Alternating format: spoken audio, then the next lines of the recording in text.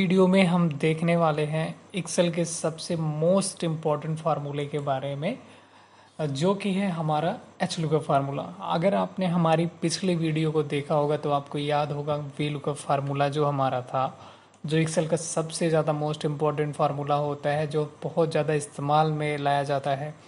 तो V lookup formula क्या होता है कि अगर हमारा डेटा कुछ इस तरीके से दे रखा है, जैसे कि भी आप देख पा रहे हैं, तो यहाँ पे लगेगा हमारा वी लुकअप फार्मूला। लेकिन अगर यही डेटा मान लीजिए हमारा कुछ इस तरीके से दे रखा है, तो इस सीट में हमारा एच लुकअप फार्मूला काम करेगा। अब एच लुकअप फार्मूला बिल्कुल वी लुकअप फार्मूले के ही तरह होता है, बस जहाँ पे वी लुकअप होता है वहाँ पे एच लुकअप हो जाएगा। बाकी काम दोनों का बिल्कुल सेम है। अगर आपने हमारी पिछली वीडियो को नहीं देखा है वी लुकअप की, तो डिस्क्रिप्शन में लिंक है, आई बटन में भी लिंक है, आप वहाँ से जाके चेक कर सकते हैं और उस वीडियो को देख लीजिए वी लुकअप फार्मूला, क्योंकि वो भी एक बहुत ही ज़्यादा मोस्ट इंपॉर्टेंट फार्मूला होता है। तो चलिए हम आपको दिखाते हैं कि एच लुकअप फार्मूला जो है हमारा, ये किस तरह कैसे वर्क करेगा। तो हमारे पास में ये हमारा डेटा है, मैंने यहाँ पे फार्मूला लगा रखा है एच लुकअप का। मैं आपको डेमो दिखा देता हूँ पहले। जैसे कि यहाँ पे अगर प्रोडक्ट है, मुझे किसी भी प्रोडक्ट की डिटेल्स जाननी है, तो बस मैं यहाँ पे अपने प्रोडक्ट को चूज़ करूँगा। जैसे कि मैंने यहाँ पे चूज़ किया माउस, तो माउस की सारी डिटेल्स हमारे सामने होगी। अगर मैंने वापस यहाँ पे सेलेक्ट किया सीपीयू, तो सीपीयू की डिटेल्स हमारे सामने होगी। और यहाँ पे मैंने ये जो हमारे सामने लिस्ट आ रही है, इस लिस्ट को कहा जाता है ड्रॉप डाउन लिस्ट। ये कैसे बनती है मैंने पिछले वीडियो में भी बताया है, इस वीडियो में भी बताऊंगा, बस वीडियो को पूरा देखिए।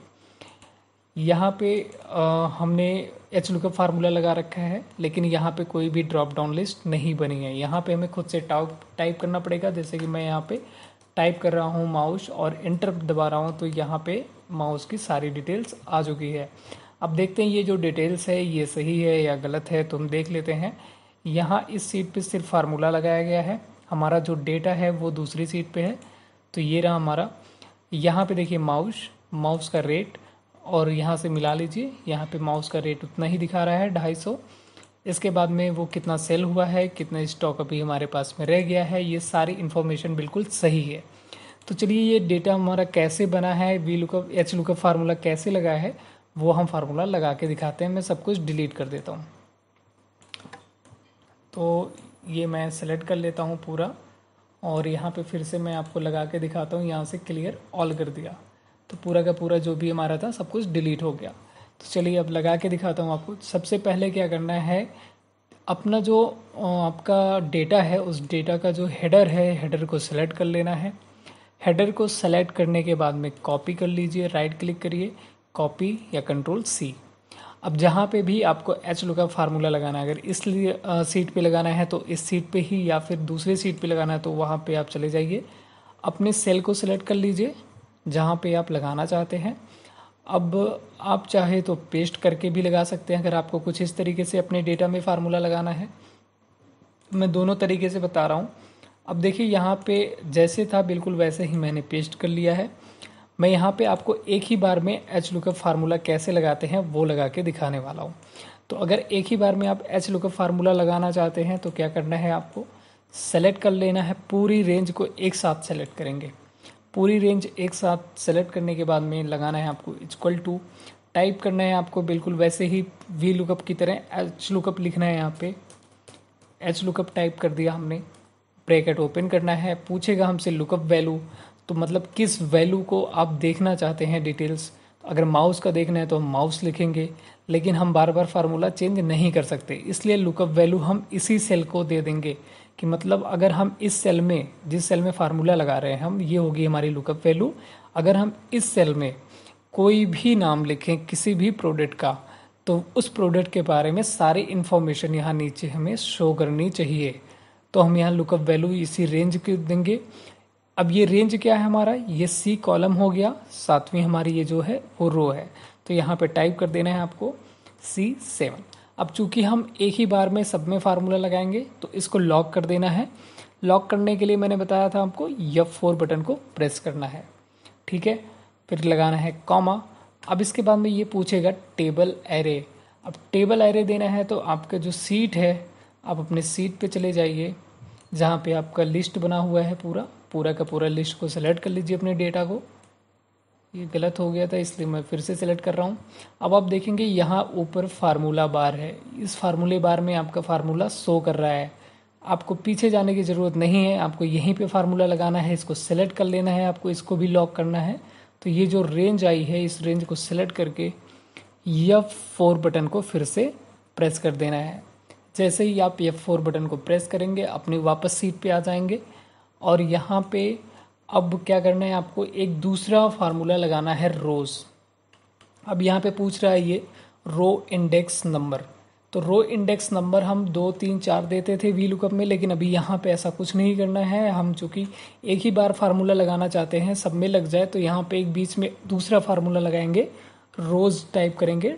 देखिए रो जैसे हम टाइप करते हैं तुरंत 2 फार्मूला आएगा, एक रो एक रोज़। लास्ट में यस है तो इस यस वाले को लेना है, सेलेक्ट करके टैब बटन दबा देंगे तो वो अपने आप आ जाएगा। अब यहाँ पे क्या करना है, हमें रोज़ टाइप करने के बाद में अपने डेटा पे आ जाना है वापस, और यहाँ पे जो पहली वाली सेल है इस पर क्लिक कर देना है। वापस शिफ्ट के साथ में कॉलन लगाना है।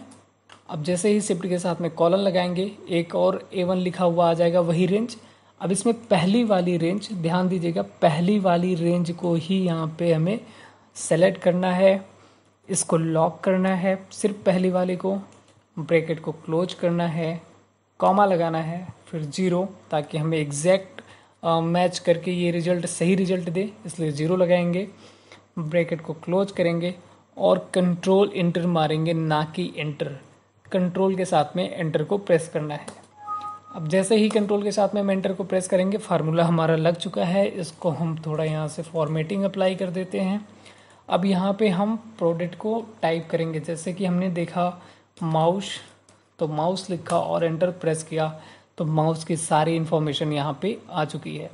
अब मैंने दिखाया था यहाँ पे हमारा ड्रॉप डाउन लिस्ट बना हुआ था, तो ड्रॉप डाउन लिस्ट बनाते कैसे हैं वो मैं दिखा देता हूँ। तो सबसे पहले यहाँ पे आपको सेलेक्ट करके रखना है, जाना है डेटा, और इसके बाद में यहाँ पे डेटा वैलिडेशन को चूज़ करना है। यहाँ पे चूज़ कर लेना है आपको लिस्ट। अब यहाँ पे पूछेगा सोर्स, क्लिक करना है। अब सोर्स जहाँ पे आपकी प्रोडक्ट की लिस्ट है वहाँ पे चले जाना है।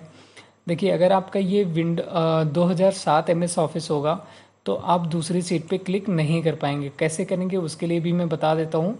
अगर 2010 है तो मैंने क्लिक कर दिया आगे यहाँ पे।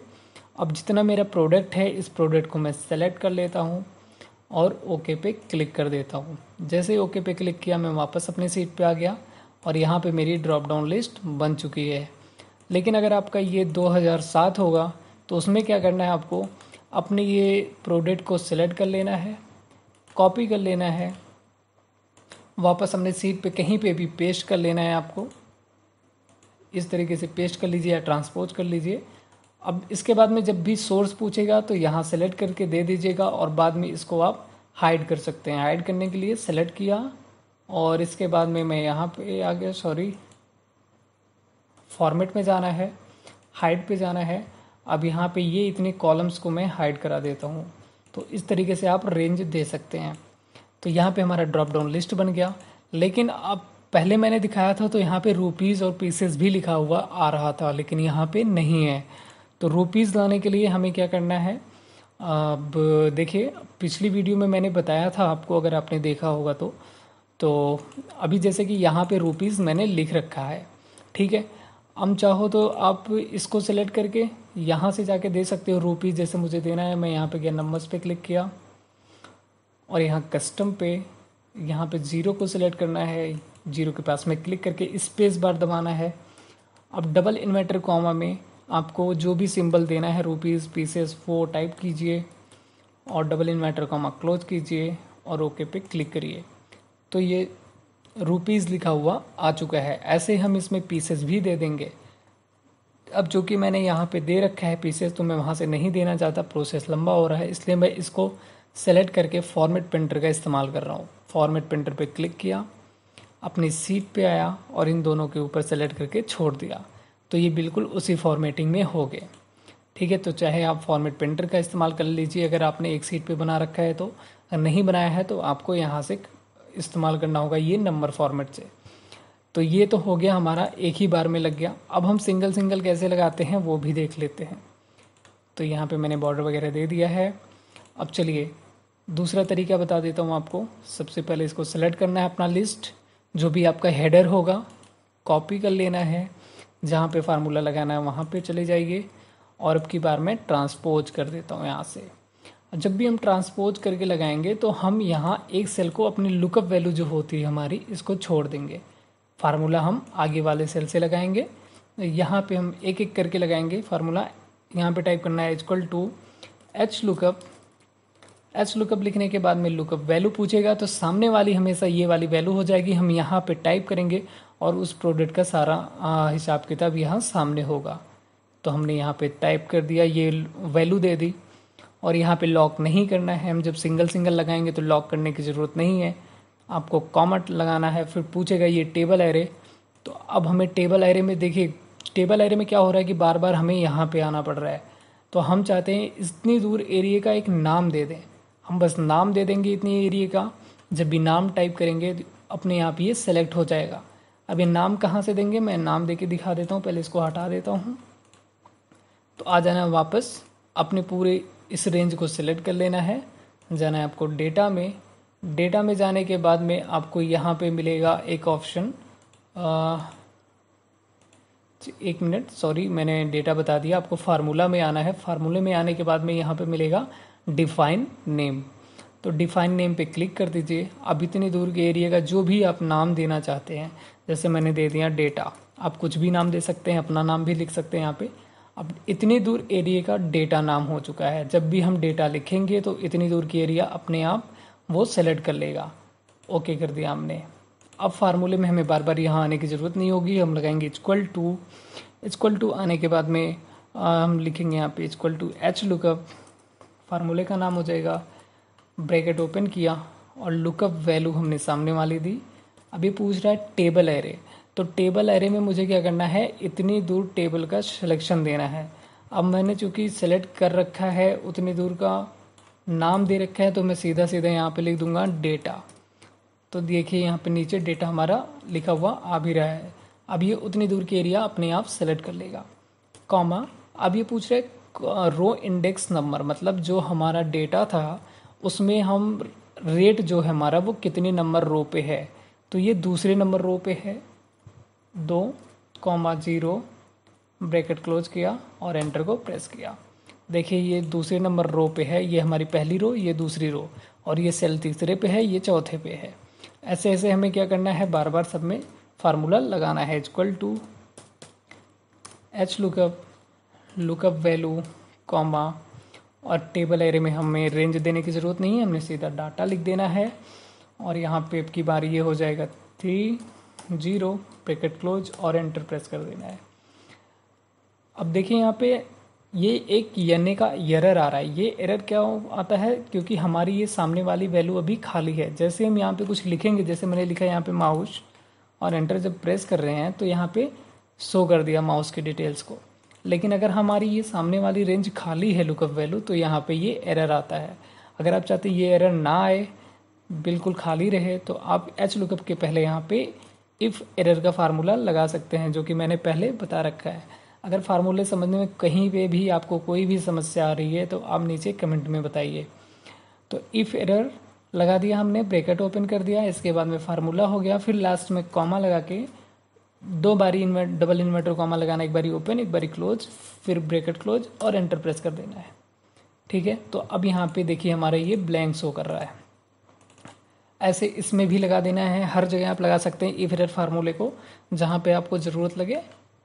ये बस किस लिए होता है कि आपका जो एन का एरर होता है उसको शो नहीं करेगा, ये हटा देगा।